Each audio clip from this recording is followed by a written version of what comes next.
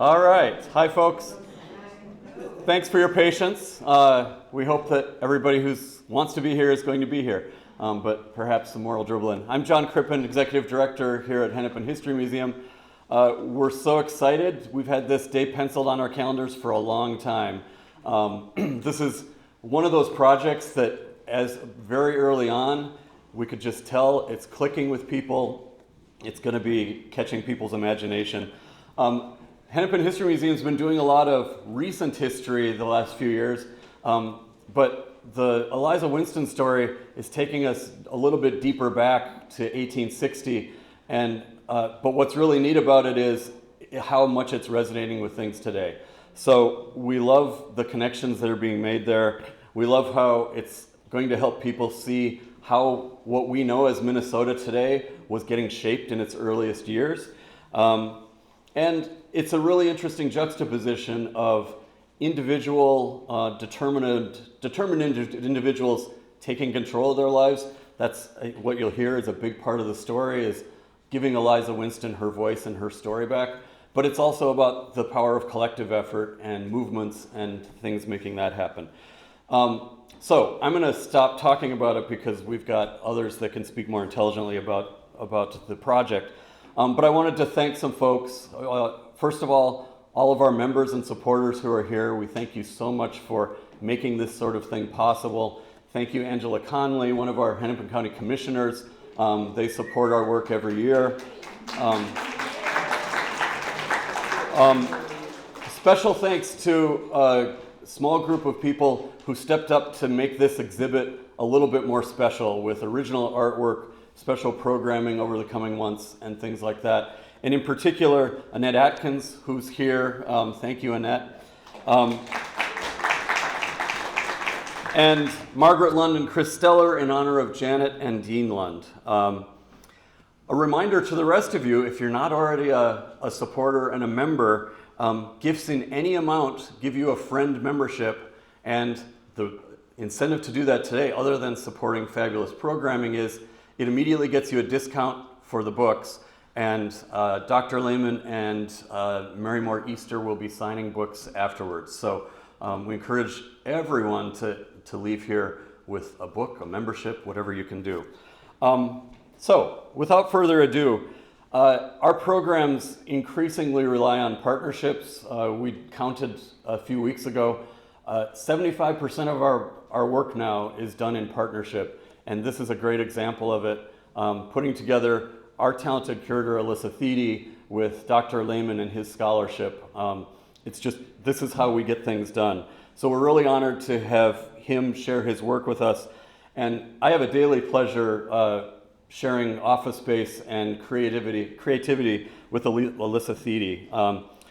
Her combination of creativity, attention to detail, and storytelling really shines in this project. And I think you're going to be excited to hear a few words from her about how she approached this, and then she'll introduce our fabulous speakers. So, Alyssa.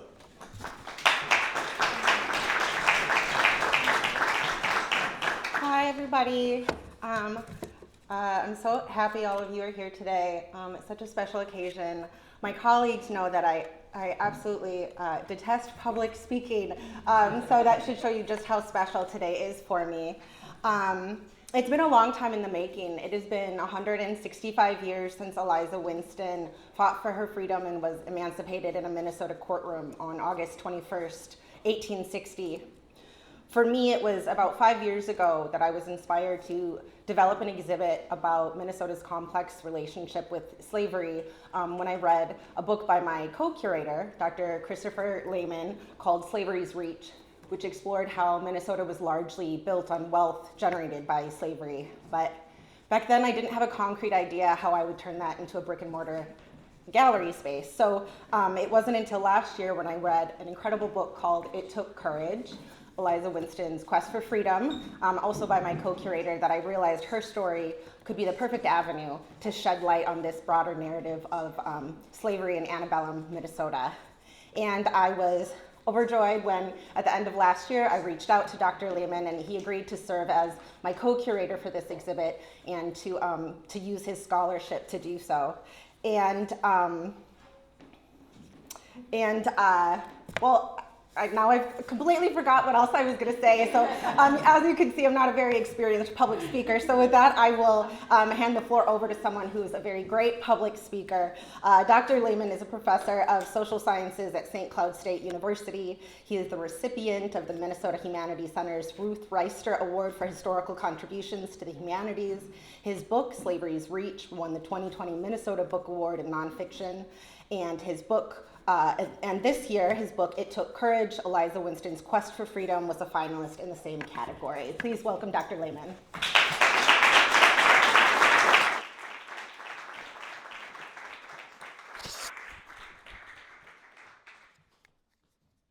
Well, thank you, Alyssa, for that introduction. Thank you to the Hennepin History Museum. Thanks to all of you for being here. Thanks to John Crippen, to Mary Moore Easter, and the rest of the Hennepin History Museum staff.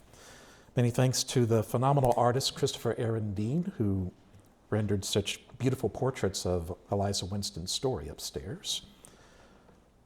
I think it's more than appropriate that my backdrop is that of George Floyd, because his murder was it was definitely an impetus for my writing the book.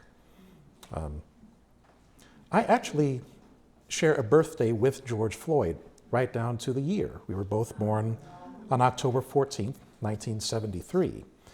And I learned about this factoid maybe about 3 or 4 months after his murder, and I felt this intense calling to do some research about any African American who sought justice in Minnesota and actually reached it.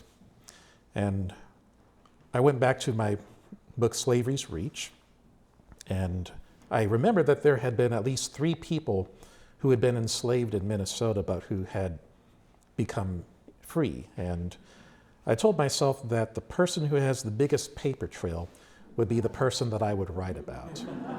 And by a long shot, it was Eliza Winston, for reasons I'll go into shortly. Now, I do not know Doris Kearns Goodwin personally. For those of you who are unfamiliar with her, she is a historian, and she is the author of the book Team of Rivals, which is about President Lincoln's presidency, especially during the Civil War. And her book was made into a movie by Steven Spielberg, which was Lincoln. And even though I don't know Ms. Goodwin, I feel the way that she must have felt when she got that call from Spielberg, because it is a phenomenal experience to essentially have my book be made into an exhibit. It has been an honor to be a co-curator. It's the first time I've ever been one, and I look forward to more opportunities for this kind of work.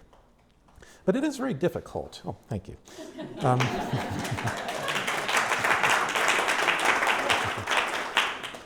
But it is very difficult to make history commercially attractive. It's very difficult to to get a bunch of facts about an event or about a person and to make it into a narrative, first of all, but then to make it into a narrative that the public will enjoy. And it's even more difficult, I think, to find things, to find icons that can be used to represent that person in a way that the public will find attractive. And I think that the sources that the museum has been able to find have been great in providing examples of what she would have gone through in her enslavement. And I'll just go over a few of them to see just how meaningful they are for her life and for the exhibit, showcasing her life. First, we have the trunk that's upstairs. I think the trunk symbolizes Eliza Winston's steadfastness in her determination to be free. In the trunk, she carried clothes from her free African-American friends from Memphis, Tennessee, and the friends of her late husband, also from Memphis. And that trunk went with her from Memphis down to Mississippi and then ultimately all the way up here to Minnesota. Now, for those of you who are unfamiliar with her journey of enslavement, I think that she had been enslaved since birth. At the age of 5, she was purchased by John McLemore, and she stayed with the McLemore family from age 5 until 17.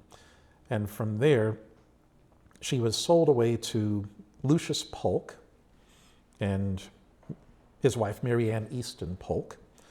But they kept her for a period of about 8 years, and then John McLemore's daughter, Kate McLemore, purchased her in 1842, by which point Eliza Winston was 25 years old.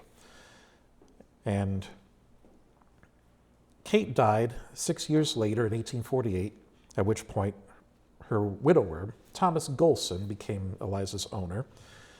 And Thomas ran into money trouble in about 1853, and he pawned her to a relative of John McLemore's, Richard Christmas, and his wife, Mary. Yes, her name is Mary Christmas.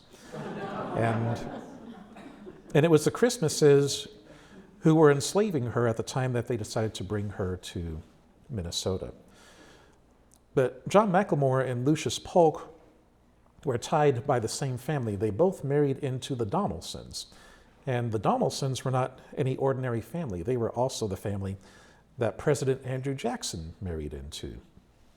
And it's because of Andrew Jackson that Eliza Winston stayed with the Donaldson family for a good quarter century of her life, because John McLemore, in his financial trouble, was supposed to lose all his furniture and his enslaved people.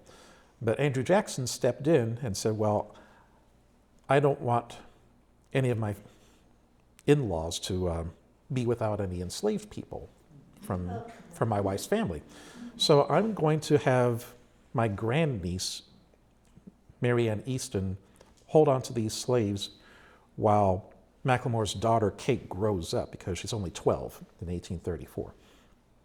And you can see in one of the appendices the text for when Andrew Jackson steps in 1834, while he's president, to make sure that slaves stay in the family. I mean, this is in the middle of Indian removal and his own slaveholding that he's doing in Tennessee. Now, on page 94 of the book, we get the significance of the trunk. When Eliza packed for the trip, her friends helped to prepare her for freedom. They bought or made many articles of clothing and gifted them to her. She had also received clothing from her late husband's friends when she was in Memphis. In the antebellum era, free African Americans in cities across the country purchased clothes in stores, and some enslavers permitted their captives to do so. By building a new wardrobe, Eliza gained yet another aspect of autonomy. She was choosing how she wanted to look in her potential freedom. She treasured the clothing she received. Years later, she recalled, "My colored friends gave me some good clothing." The good quality of the clothes implied that they were among the best articles that her friends had owned. The clothing was probably significantly different in appearance and quality from her usual wardrobe. Free African Americans used their clothes as a political statement, distancing themselves from slavery by dressing as dissimilarly from enslaved people as possible. They chose formal and genteel attire to symbolize that they deserved to be as free as the European Americans who typically wore such clothing. Such apparel contrasted with the clothes enslavers annually allotted to their laborers strictly for the purposes of performing labor. The clothes were also a source of wealth, given as gifts and thus her own. Many enslaved people took clothes from their enslavers when constructing their liberation through their wardrobe, but they had to be far from anyone who would recognize who had first worn those clothes. In contrast, Eliza's new clothes symbolized her independence. She would have been proud to pack a wardrobe that did not include any clothes from the Christmases. She planned a clean break from slavery and from European Americans in general through her clothing. As a free woman, she would possess only what came from herself. She later claimed that she herself purchased clothes for the trip. Her choosing of clothes for the voyage constituted one of the few acts the Christmases did not influence while enslaving her. She estimated that her trunk contained enough clothes to last through the first 2 years of her freedom. According to one report, she packed bandana handkerchiefs, cotton petticoats, calico gowns, and a straw bonnet. Another item in the exhibit upstairs is the ledger book of the Winslow House Hotel, which was the first place where the Christmases kept Eliza in their enslaving of her in Minnesota. I think that the ledger book represents the stronghold that slavery had in Minnesota's touristy areas by the Mississippi River. The White House and the U.S. Army had sent slaveholders to Minnesota for federal positions since the 1820s. And by the 1850s, those officials had encouraged slaveholding private citizens to visit Minnesota and to invest in it. And when Eliza came to Minneapolis in 1860, Minnesota was very politically fraught. 3 years earlier in 1857, the U.S. Supreme Court's Dred Scott decision stated that wherever an enslaver wanted to take their enslaved people in territories, they could without having to free them. It didn't matter if the territory was above the 3630 parallel or below it. All territory was slave territory. And that court decision completely overturned the Missouri Compromise of 1820 and the Northwest Ordinance of 1787. I mean, these were two federal laws that had been in the books for generations. And the Supreme Court just said not anymore. And all territory is slave territory. Now, Minnesota became a state in 1858, in May of 1858. But the Dred Scott decision was in March of 1857. So for 14 months, slavery actually was legal in Minnesota. And in the research for slavery's reach, I found that there actually was an uptick in the number of Southern tourists who came to Minnesota for that spring and summer in 1857 because they knew that the law was on their side through the Dred Scott decision. But then when Minnesota becomes a free state in 1858, that presents a conundrum because those riverside tourist towns made a killing from Southern patronage of their businesses, and they didn't want to lose that. So Minnesotans just decided that they were not going to enforce the law, that if slaveholders brought enslaved people with them to Minnesota for their vacations post-1858, nobody in Minnesota was going to tell them that they had to free anybody because they felt that a master-slave relationship was between master and slave, even if they brought it to a free state. And it didn't help that Minnesota's first governor as a free state was Henry Sibley, who was still actively working for American Fur, which was owned by slaveholders from St. Louis, the Choteau family. So an active governor of a free state was getting paid by active slaveholders. So there's a conflict of interest right there. Eventually, by 1860, Minnesota gets a Republican governor. Now, Republicans and Democrats both were fine with slavery being in slave states. There's this mistaken notion that Republicans were anti-slavery from the get-go. That's not true. The only difference was that Republicans wanted slavery to stay in the slave states and not expand. The Democrats were just fine with it expanding to the territories. But regardless, the fact that there was a Republican as Minnesota's governor scared a lot of Southerners and therefore scared a lot of Minnesotans who relied on Southern business. So to try to keep the Southerners coming, in early 1860, the Minnesota House and the Minnesota legislature voted on bills to make slavery legal in Minnesota, the Free State, but only during the tourism months and only for the tourists. Now, both of those bills did fail, but there were people who voted for them. They did not fail unanimously. So the fact that there was this audience of people, again, Minnesotans, who wanted slavery to be legal for the sake of continuing to get that tourist revenue. That was the political climate that Eliza stepped into when the Christmases brought her here. On page 107, a tourist in St. Anthony, now Minneapolis, in the summer of 1860 remarked, "There is more wealth congregated at the Winslow at this time than at any other house in the country. Many families from the South make this their home for the summer, and several of these families have been pointed out to me as millionaires." The 6-story Winslow house was probably Minnesota's most elite hotel. At the time, the average charge for a night at a hotel in Minnesota was 50 cents. The Winslow charged guests 4 times that, but it offered much more splendor and comfort than its competitors. Because its staff protected enslavers from anti-slavery laws, the Winslow House also became an extra-legal haven for wealthy Southern tourists like the Christmases.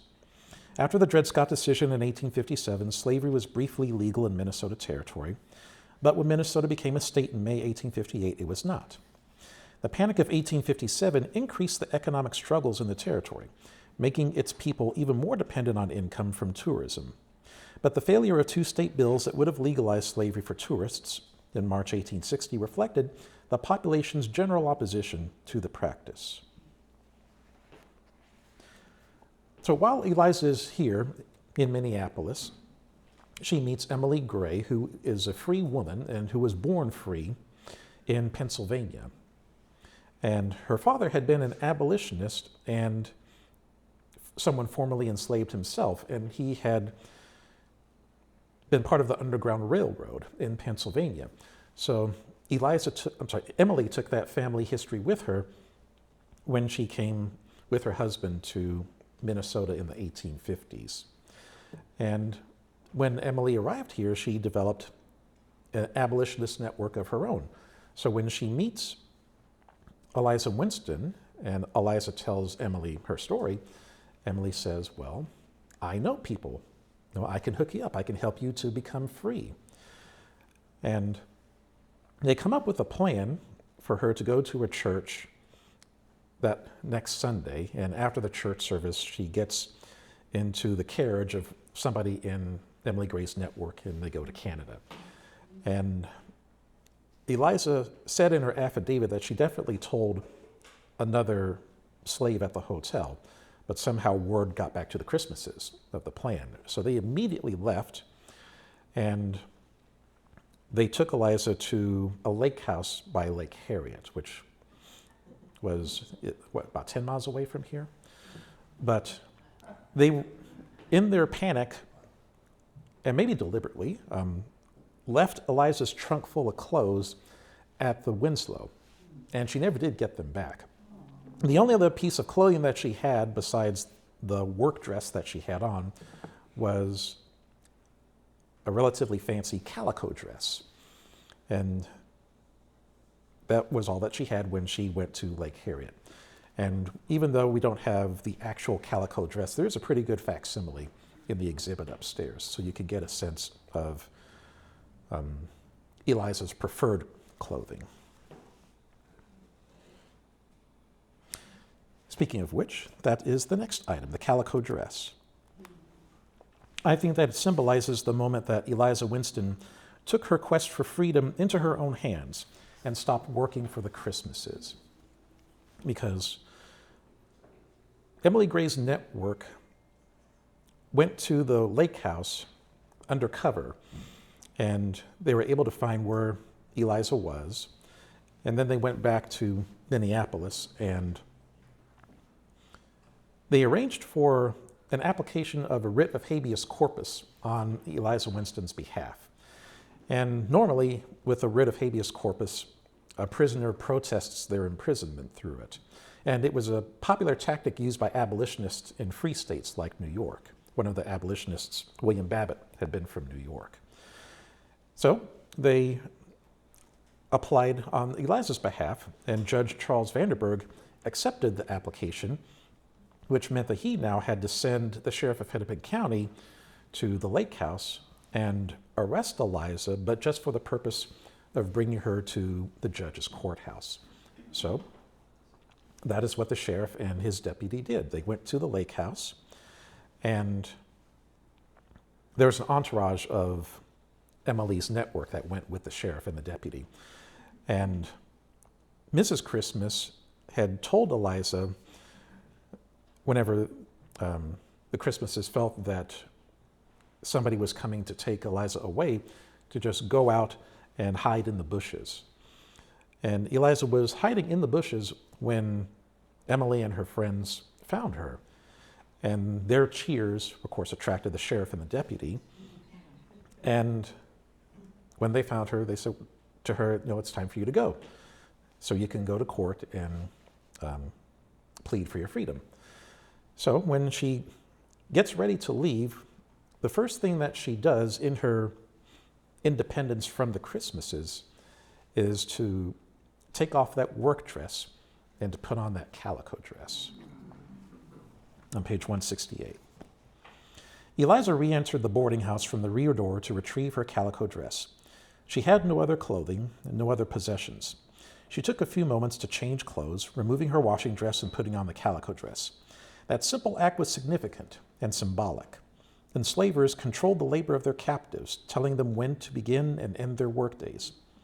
By taking off her washing dress of her own accord, Eliza demonstrated pointedly that she was stopping her work for the Christmases, not only for that day, but also permanently. Her change of clothing also reflected the gravity of the new situation she would face. Her calico dress was her finest piece of clothing, worn to church or for formal occasions. Eliza was about to face a judge and request her emancipation. It was her lifelong dream, and too important a moment for merely a washing dress.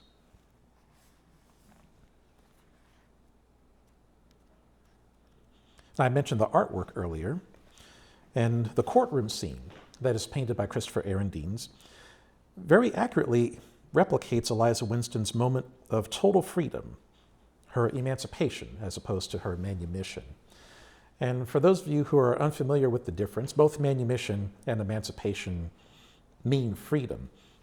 But when someone is manumitted, that means that a private individual is freeing a person, whether it is through someone's will or through someone just arbitrarily deciding to free somebody, or whether someone tells their slave, "If you raise this much money and pay that to me, then I'll declare you free." But it's private. That's manumission. Now, emancipation takes place when it's done as a matter of a public act, whether it's a court decision, whether it is a governor, whether it is a state legislature saying we're a free state now and all the slaves have to be free, or whether it's something federal, like Abraham Lincoln's Emancipation Proclamation for the Confederate slaves. So, up until meeting Emily Gray, Eliza Winston had relied on promises of manumission, first from Thomas Golson, who was taking manumission money, but then became broke and pawned her. And then he died before he could buy her back. And then the Christmases, promising to free Eliza Winston on the way from Mississippi to Minnesota at St. Louis. And then promising again right when Eliza's taking off her dress. I mean, they were very desperate to hold on to Eliza Winston, so that as Mrs. Christmas is repeatedly telling Eliza Winston, "Just stay here, I'll free you," she had already taken her from the hotel to the lake house, so her commitment to being good on her promise was very suspect, and Eliza recognized that. But on page 181, for Judge Vanderburg, the decision was clear, and he offered his verdict after some brief remarks. He told Eliza Winston that she was free, effective immediately. Winston was emancipated at last. The judge then ordered the sheriff to remove Winston from his custody, and her allies immediately rejoiced. Elizabeth Babbitt and E.F. Bates hugged her. None of those women could vote or run for public office, but they had put their social networks to constructive use to help Winston. The victory validated their collective organizing and activity as women.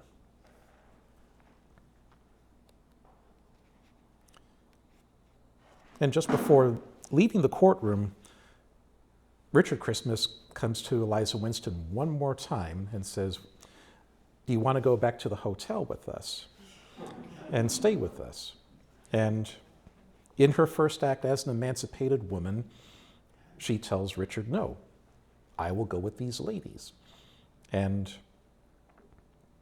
Richard gives up. There are a bunch of angry Minnesotans in the courtroom. Even though Minnesota is a free state, the Minnesotans who are angry are largely the people who had depended on tourism revenue. Richard tries to calm them down and says, it's okay. I have 160 slaves back home in Mississippi. I'm good. But that was no comfort for the Minnesotans, who were potentially going to lose a lot of money, because there were several slaveholders who, right after the verdict, caught the first steamboat back to the South so that their slaves wouldn't try to become free through a judge too. And Eliza's allies had to hide her that night because there were at least 2 mobs of angry Minnesotans that were roaming the streets of Minneapolis looking for her. But she was able to stay hidden, and she was at first kept at a house owned by George Stone, and his house was where part of Augsburg University's campus is now.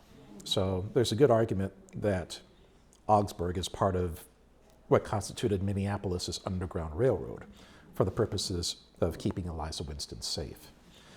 And it has been an honor and a joy to write about Eliza Winston's life. I felt inspired the more that I learned about her. And I find it phenomenal that someone who had been enslaved for about 43 years, who had been the property of a US president, and had seen people the same age as her have more privilege and more freedom, but for the color of their skin, but to not let that deter her. I mean, she was determined that people needed to honor their word, whether it was enslavers who told her, yeah, we're going to free you, or whether it was the law that said Minnesota is a free state. And I find it remarkable that in all of what Eliza Winston tried to do to get her freedom, she never broke the law. She just counted on people to honor it. And I can think of no better tribute than for our city and our state to have this exhibit as a start for the general public to get to know about her. Thank you.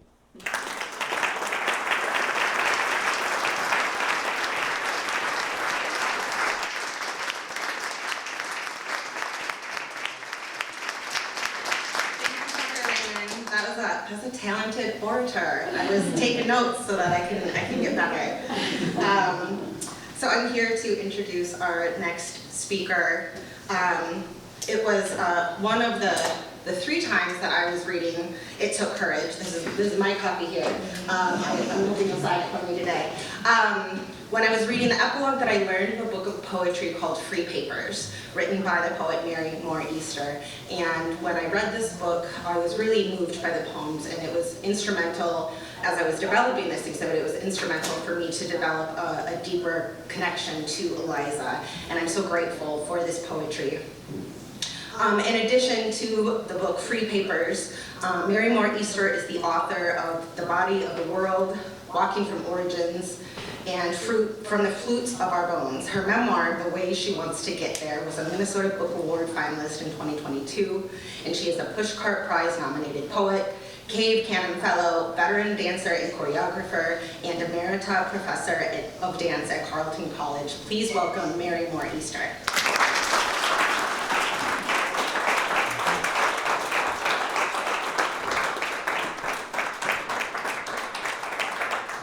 Thank you, and thank you, Eliza, for introducing me and for having me here.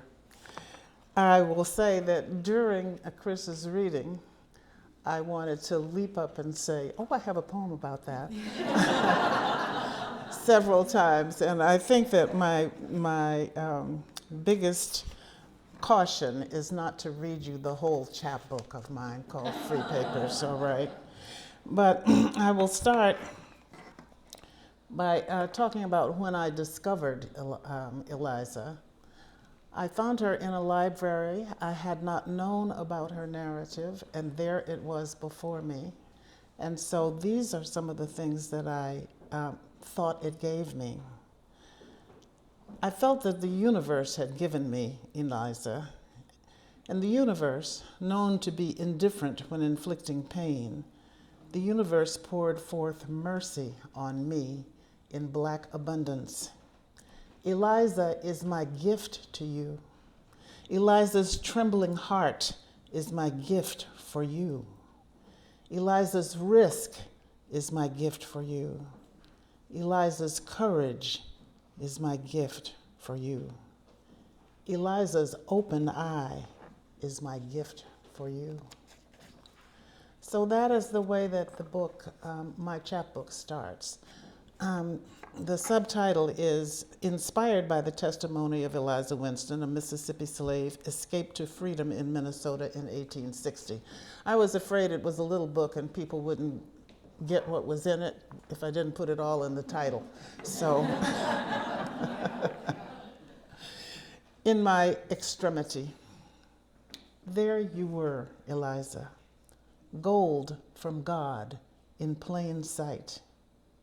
No one had picked you up, wiped the muck from the landscape of your face. Gold, I tell you, left for me to find, to polish.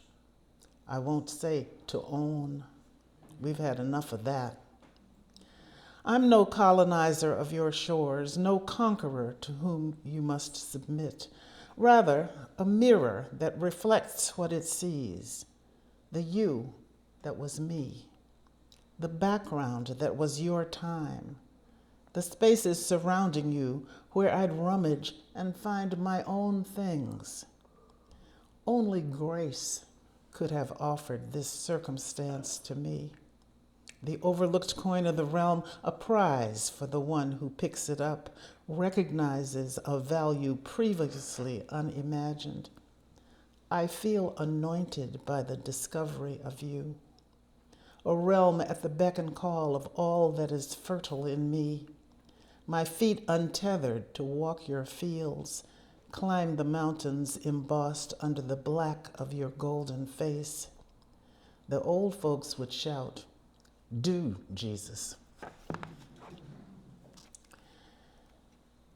So I come from a performing background. This is not my first book. But as Christopher was reading about the friends who made the clothes for Eliza's traveling,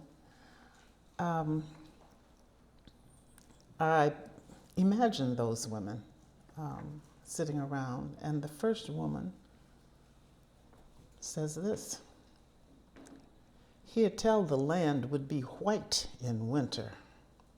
He'd tell the white would be soft as cotton, with thorns of ice, not growing from the ground, but falling from the sky. He'd tell what she gonna need for a body used to heat."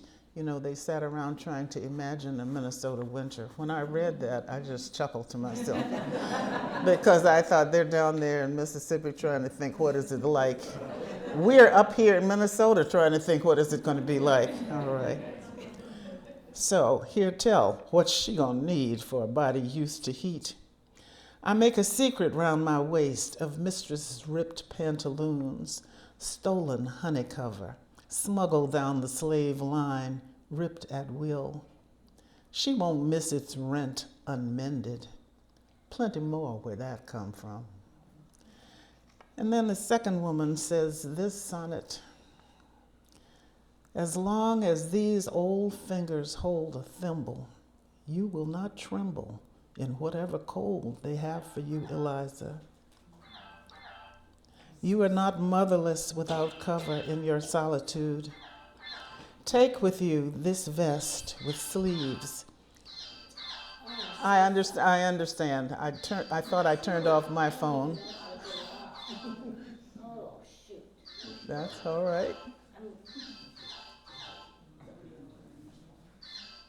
It still won't go off. Man.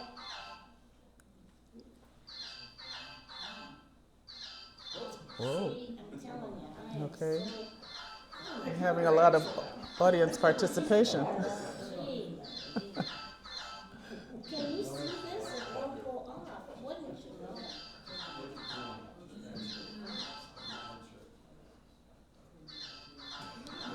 Can you believe this? Here's the power. I am so sorry. That is all right. Would you start the poem over again? I will. All right. We're all set. Okay. As long as these old fingers hold a thimble, you will not tremble in whatever cold they have for you, Eliza. You are not motherless without cover in your solitude. Take with you this vest with sleeves, stitched and doubled, cotton stuffed. These skirts and sack shirts closed with pilfered buttons, tagged with bits of cut-off ribbon to remind your joy to rise inside your obedient face, your fire to blaze inside whatever cold they have for you. Take us with you in each fold and pleat, armored by the freedom that you seek. Okay. So a lot of my research comes from the music of that period, the music created by the slaves, the voices of people who were enslaved heard instead of words about them. Here's one of them that I thought of. Going down to the river and place my feet in. Going down to the river and place my feet in. Going down to the river and place my feet in. Oh, oh, oh.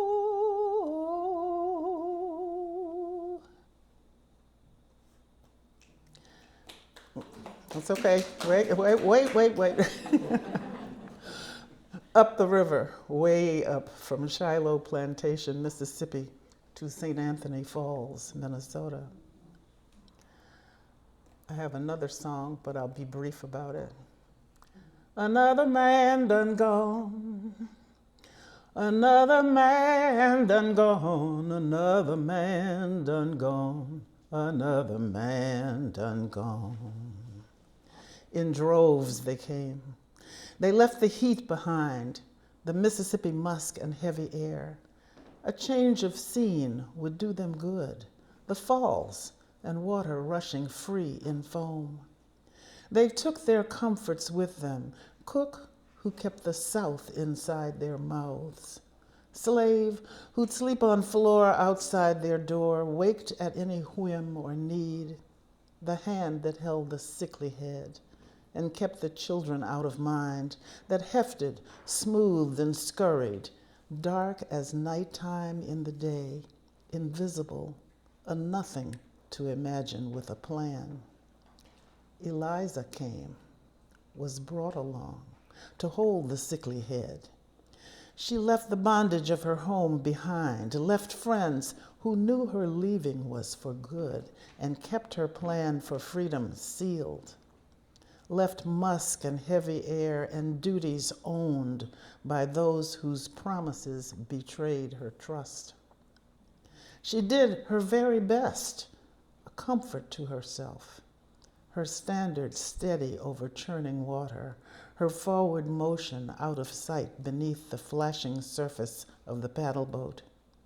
She smoothed and scurried, closely confined by minutes, hours, days, nights, waiting to alight on land, free land. Now, in order to avoid reading you my whole imagination, I am going to skip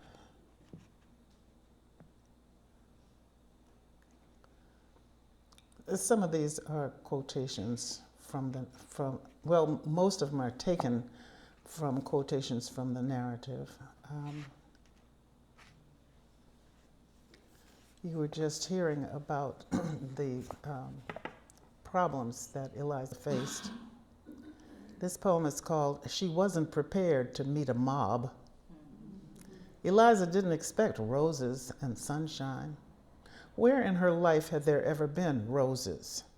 Still, she wasn't prepared to meet a mob at the threshold of the courtroom, place of triumph. Free, free to walk into arms raised against her, shouts bursting above an angry murmur, malign intent simmering in the air. Her guardians grasped her arms, hustled her into a carriage. She gasped in the gallop of hooves, away to a big house, away to clamor at the door, crowd gathering outside. In the simmer, she stood free in the stairwell.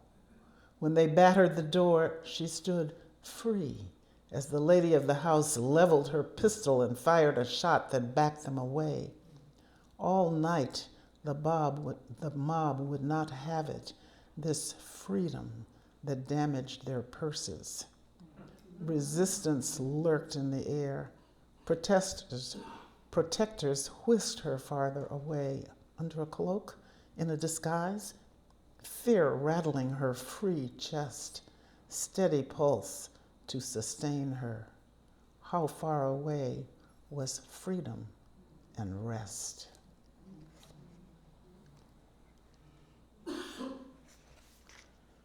So, I'm looking for, okay. Well, I'm going to go back because I want to read this one. Okay. And this is called, come on. It's called Free Swagger because, how can I find it? Free Swagger.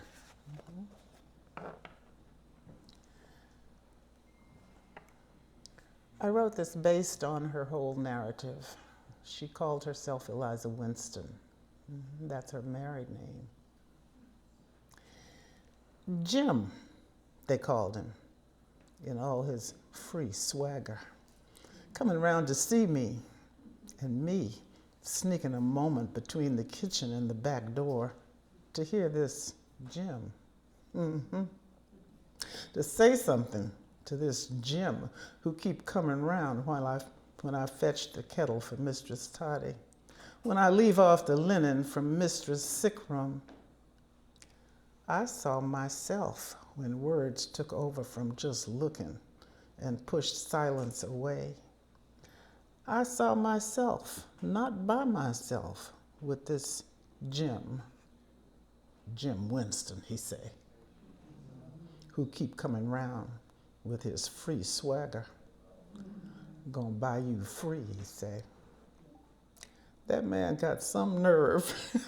Gonna buy me free. And he think he know how. Got a plan. And I know how. And it's us now, not me by myself. Don't you say there are no roses in my life. Okay.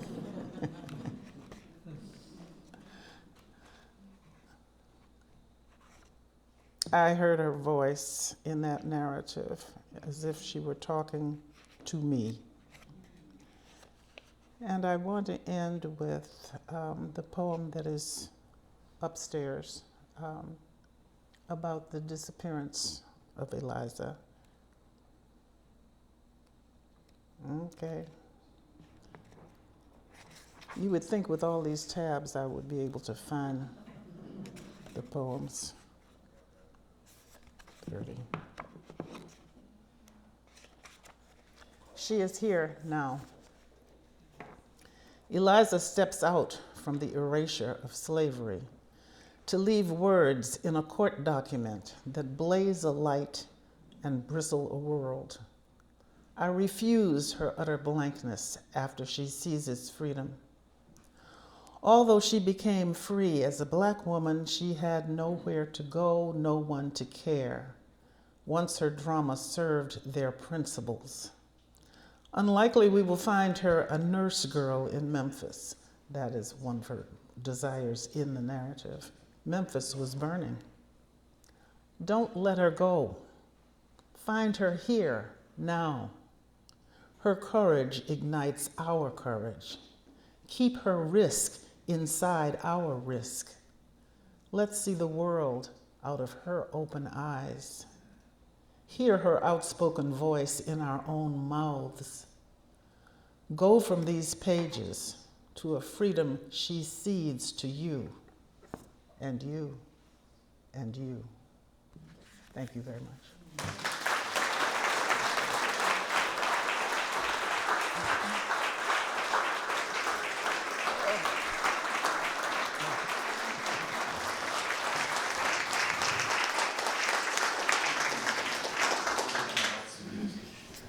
We're going to do a quick reset here, and then I think you two had some things you wanted to say to each other, and then we'll open it up for some other questions.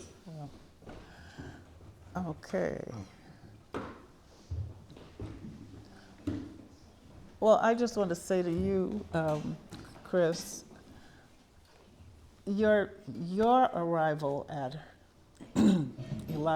your journey to Eliza's journey is very different from mine. And I'm very inspired by the work that you did. I had so many questions. I based sections on the narrative, which I took as, well,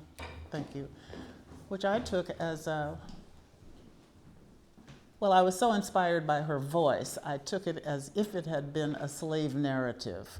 And in some ways it was. But I was so thrilled to learn. You know, I wrote about how she had no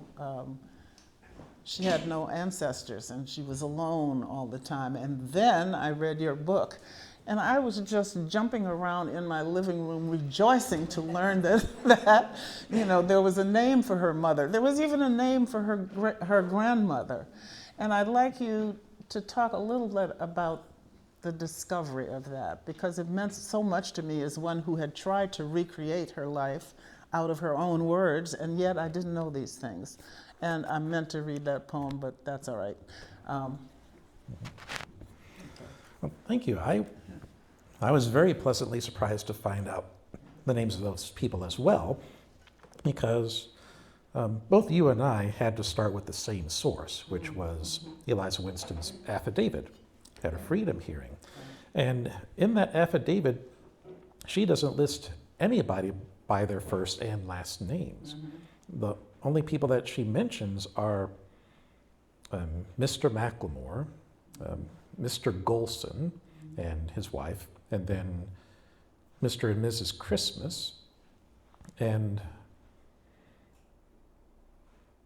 so I had to, first of all, figure out what the first names were for these people. And after learning their identities, then I had to find deeds that recorded the transitions, whether she was bought or whether she was passed down. Yes.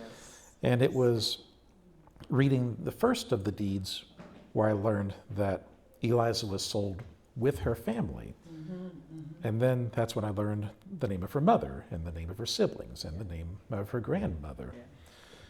And it does humanize a person more when you get to read about their family of origin as well as the life that they lead. And it certainly made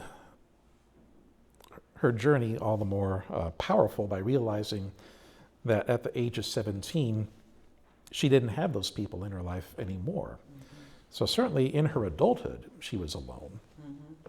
And I don't know why her family of origin wasn't put in the affidavit. I can only think of two reasons why. One reason would be that because she was pretty sure by 1860 she wasn't going to see them again. Why include them? Another reason could be that it might have been just too painful to remember. And she just didn't want to drudge up those memories, but rather focus on the enslavement at hand. I just found that she stuck to the point so much. She's there in front of the judge. She's giving her testimony, and she's not going to include things that might seem going off the point. Yeah. So, well, anyway, that was my question. I open it to you. Well, I have one for you as well. Oh, okay. All Well, right. Obviously, I'm not a woman, and I was wondering how you approached writing about her life as an African American woman. Well, I mean, I thought she was me half of the time. There's of course this difference in era and ages, circumstance, but she really did speak to me. I mean, that part about gold, it was like I found a friend who was there and who knew things and would know things and have things around her that I would recognize. So that's the best that I could explain it. I was absolutely obsessed by this woman. And I spent months just reading the affidavit over and over again, and it felt like every time I read it, I understood something that I had missed the time before. So, I would laugh when they were trying to figure out what was the weather was in Minnesota, but I would laugh because I recognized this. This is what we do, or what we Minnesotans do. And then, I started to imagine her more fully because of the things. She was so proud of herself. And that's not the image I get studying slaves and slavery, that they're actually proud of what they do. So that place where it says she did her very best is a part of the narrative. There she was, enslaved, owned by others, but she's proud. She did her very best. And she has an obedient face. She's got big plans going on, but she is obedient. With an aim, it seems to me. It's not the first time a woman has had an uproarious, an upsetting plan afoot and behaved very nicely. Yeah, right. I mean, that, so in that way, as like another black woman, I just related to her. There she is. She's not going to cause a fuss, but they have no idea what is about to happen. Yeah. So that's my. So yeah, we do want to open this up for questions. Just as a transition to that, as somebody's collecting their thoughts, the remarkable work of both of you to bring her alive and help us understand who she might be. You mentioned, Mary, her face, and one of the things is we do not have any photographic evidence of what Eliza looked like. And since the program started, Christopher Aaron Dean has arrived. He's the artist that we commissioned for this exhibit to try to put a face to Eliza.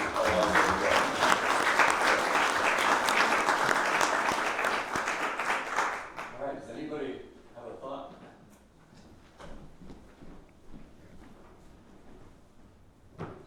Hi, my name's Betty.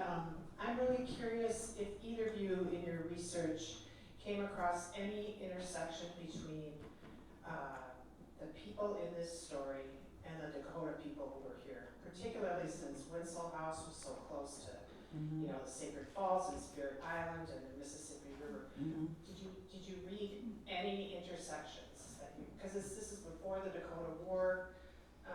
There are a lot of Indians here, so any intersections?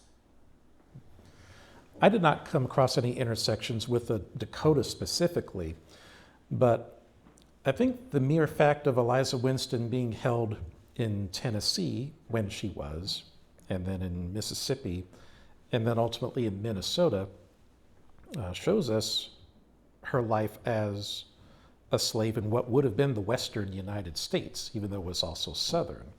I mean, it is certainly a uniquely Western story for Eliza Winston to be held in a free state that had been populated by indigenous nations just a few decades earlier. And I've done book talks before with Martin Case, who's the author of The Relentless Business of Treaties. And I see my work and his work as complementary of each other because his book is about the transfer of land from indigenous nations to the United States government. And then my book, Slavery's Reach, is about some of the Southern people who bought that land after the United States government took hold of it. But the connections between indigenous nations and Eliza's story are just very broad in my experience. I don't have any.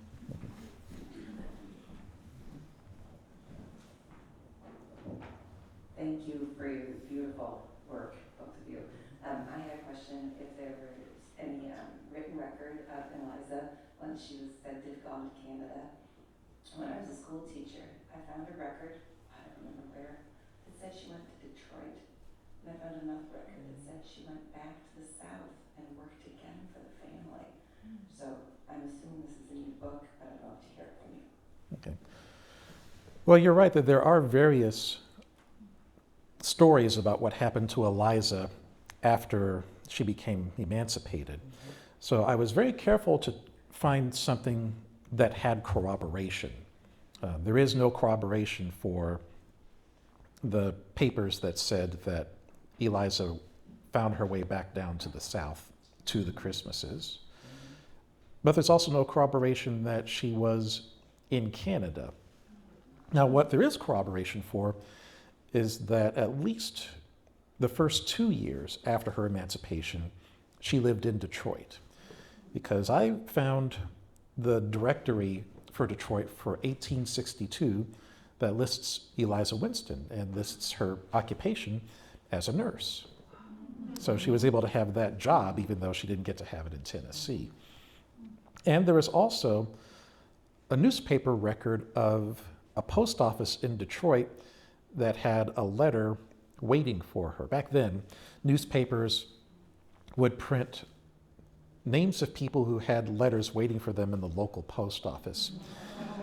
And there's one for Eliza Winston in Detroit in 1861, and I had found one for an Eliza Golson in Memphis in 1853. So I reasoned that no one would write to her unless she thought she would read the letters. So there being 2 accounts of people writing to her let me know that Eliza Winston was literate. I don't know if she could write, but she certainly knew how to read. And that's something that doesn't come across in the affidavit that she knew how to do that, but it is very clear that she did. Thank you. I'm going to mention a book called The Peculiar Imbalance, Betty, which really touches the origin. I see people nodding their heads. It's a really good book that touches on the Black folks at Fort Snelling and the Dakota connection. A Peculiar Imbalance is really good. Dr. Lehman, thank you. This book literally changed my life because I have been trying for a very long time to connect, Black history in Minnesota. I know that my parents came up from Mississippi through the the migration north, right? And I was born and raised in Minneapolis, and my mother got here when she was 5. She is 75 right now. One thing that stuck with me with the book, a multitude of things, but that trunk. It moved me that everyone was, and you really brought it home with the poem about how much thought went into what she might need. And that trunk to Eliza, what I got from the book was, it was so important, and she brought it with her everywhere that she went. This was a part of her mission, was this trunk of such valuable, not just clothing, but valuable pieces of what her new life would be. And so I was really, really rooting for that trunk. I'm not going to spoil it for anyone who hasn't read it, but I was just really rooting for that trunk. I guess my question too is thinking of the beyond, or where she may have ended up. So Detroit, right? But it wasn't lost on me that this was a woman in her 40s by the time, right? She had, and I kept, as I was reading forward, I was like, she's gonna have a family, she's gonna have children, is there gonna be this happy ending, right? And you think about it's the late 1800s. But I was moved that she made it, and it became apparent that she may have been in Detroit, she may have still been north. But there is this underlying theme that you referenced that Augsburg could technically be part of this Underground Railroad network to freedom, which is how I first learned about Eliza Winston. But I wondered if you could talk about sort of your thinking beyond Detroit, or beyond where she may have landed as this middle-aged woman, having spent all of her life enslaved, and finally winning her freedom. What might she have accomplished? Thank you. But what I do know about where she ended up in Detroit was that it was in a neighborhood where several free African Americans lived. In fact, I think there was a church in that neighborhood that served as a meeting place for free African Americans, not just for worship, but also for community resources. And I was very happy to learn that she ended up there, because she had just spent 7 years with the Christmases in isolated Mississippi, which is part of why she might have felt that she had nothing to lose by going for her freedom in Minnesota, because her husband was gone. I think she had at least one child, but that child was not with her.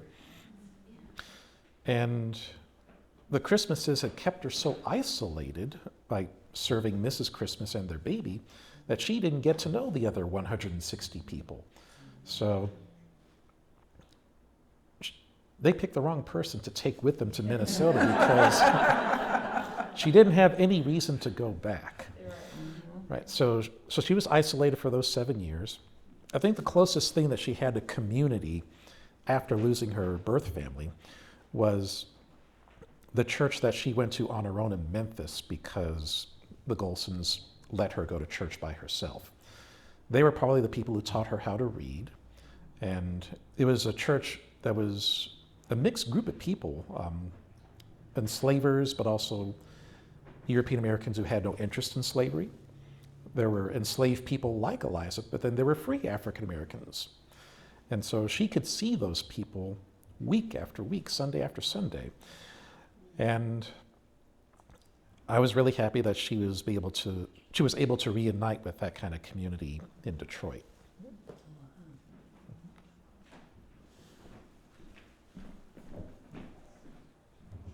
Sorry, mine's a question of a different order. It's a kind of archivist question. How does the trunk survive, and how does it make it to the present? Do you know the provenance of it? I have no idea how the trunk You're gonna have to survived. speed around that one, Alyssa. The trunk up in the exhibit is not Eliza Winston's trunk.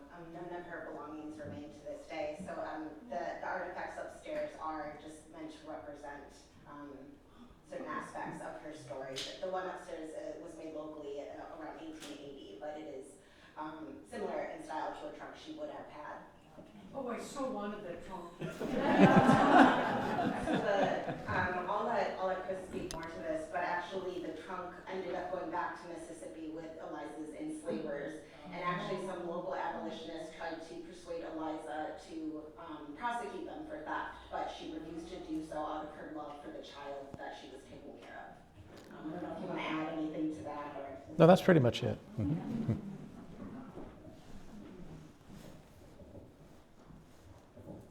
Hi, I'm Sarah Farley. Can you give us any more information about the group of women who helped her, and what was the makeup of that group, and was there an institution of any kind behind them, and did they do anything, what else did they do, and, you know? Well, the abolitionist women who were part of Emily Gray's network, they were mostly European American. Emily Gray was African American and probably the sole African American in the group. But there was Elizabeth Babbitt, who, with her husband, had worked things on the legal end, like getting the writ of habeas corpus application. There's also a woman I refer to as E.F. Bates, only because her first name is Eliza, and I didn't want to write about two Elizas, but she's European American as well. And they were part of this loose and new group of people who had organized to address slavery. Now, there wasn't much that they had done that led to progress, especially when it came to Southern tourism. And typically, all that abolitionists would do would be to go to the docks when the boats came with Southerners about to disembark for the summer. And when the Southerners got off the boats with their slaves, the abolitionists would boo and voice their displeasure. But the abolitionists didn't do anything to address the enslaved people being enslaved in a free state because, I mean, they lived in Minneapolis, they lived in St. Anthony, so they didn't want to anger their neighbors who needed that money as much as they thought that it was immoral for them to do business with them. So the abolitionists, down to a person, said, we're not going to help Eliza unless we know from Eliza herself that she wants to be free. So once Emily Gray secured that and brought that to her group, then they said, okay, we'll help you out.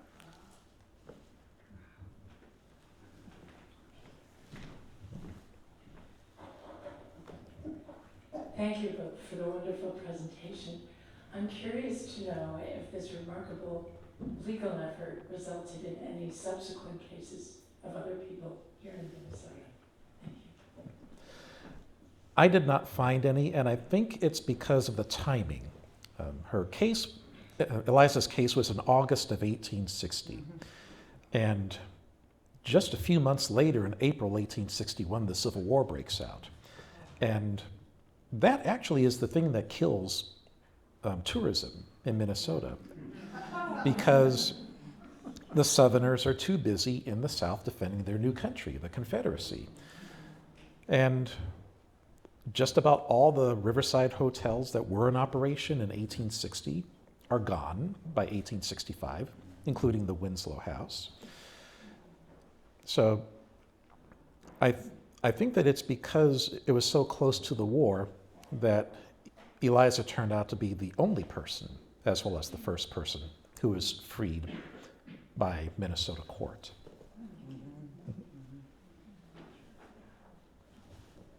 Thank you, Dr. Lehman. Thank you, Ms. Eastman. My question that book is amazing, and I'm a Minneapolis public school teacher, and my question is, when you all were writing and researching, and Dr. Lehman, in your book, you gave a lot of amazing details of the ride from the Winslow Hotel to the cottage at Lake Harriet.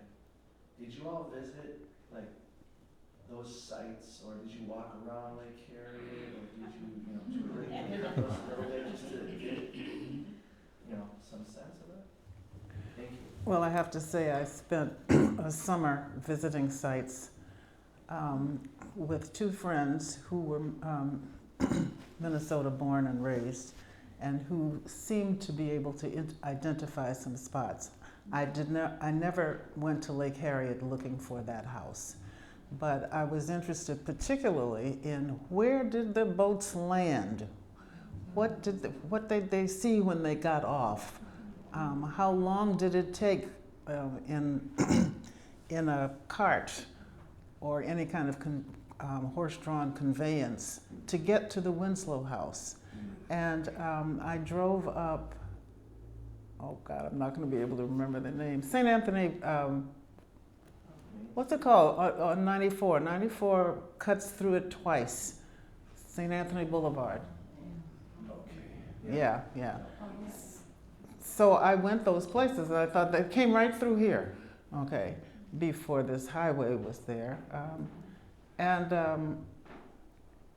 Yeah, also the lower landing. I mean, I remember the day that I was trying to find the lower landing, and it's off Warner Road, and there you are driving along, and if you just take this one little exit and go down, what you will meet is a railroad place, because this was established before the railroads came, and so the sign of anything left from there is obscured by the tracks, the materials that they needed to build the railroad and stuff like that. So I did a lot of driving, and also realizing that there were other places that the boat could have landed, and they are called landings.